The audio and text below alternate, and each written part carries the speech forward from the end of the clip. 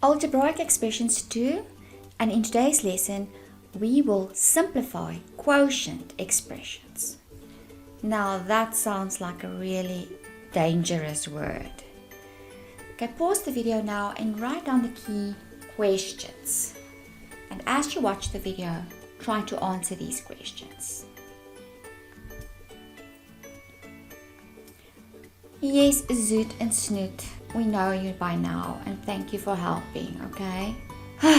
Okay, how can we prove that these two expressions are equivalent without using numbers? Good question. Let's see. 4x plus 8 divided by 2 is 2x plus 4. So you say these two expressions are equivalent. Okay, prove it. So Snoot is thinking 1/5 plus 2/5. You can write that as 1 plus 2 over 5. Do you remember fractions? And then that is equal to 3/5. Because when you add fractions, the denominator stays the same. You only add the numerators. So what if we do the opposite? We can also then take 3/5 and write it as 1 plus 2 over 5. And then we can separate it to 1/5 plus 2/5. That makes sense. Now let's use this idea. So we have to prove again that these two expressions are equivalent. So what if we write this 4x plus 8 then as 4x over 2 plus 8 over 2? So in other words, we write this one term into two separate terms. And then we simplify the terms separately. 4 divided by 2 is 2, so this is 2x plus 4. Yes, it works. And we've proved it. Okay, I hear what you say. So you say you understand it like this. If you divide by 2, it's the same as multiplying by a half, right? Okay, so let's explore that method. So 8 divided by 2 is 4, right?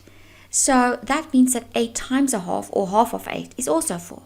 That makes sense. Let's use it. So 4x plus 8 divided by 2 means the same as a half of 4x plus 8. And then we can use the distributive property. Yes, because you can say half of 4x plus half of 8. Brilliant. And the answer is 2x plus 4. Okay, so well done, Zoot. I'm impressed. But what happens if we divide by 0? A quotient expression is an algebraic expression, where an expression is divided by another expression. So quotient means division. So if you want the quotient of two numbers, you divide the two numbers. So we've got one term here. And now this is called a quotient expression because we've got an expression at the top divided by another expression. We cannot just cancel. And the reason for that is because this is one expression and we first need to get an answer for that expression before we divide. So in other words, if there's a division line, there are invisible brackets around the top expression. But we know now that we can write each top term on top of the bottom term, the denominator. And we can split this one term into two terms. And then we can simplify each term separately. Let's do this.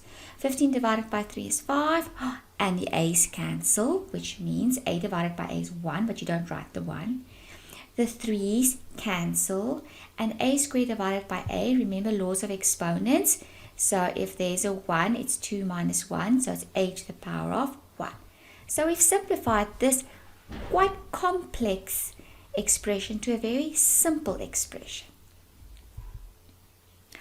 But what happens if we divide by 0? This is a problem. And I think somebody's on our case. I knew that's going to happen.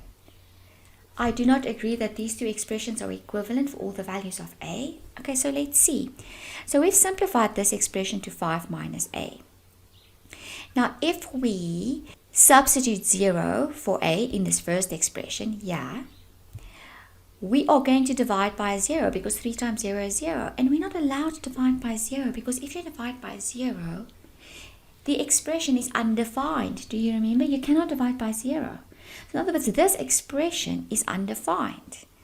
While if you take this expression and you substitute 0 for a, you'll get 5.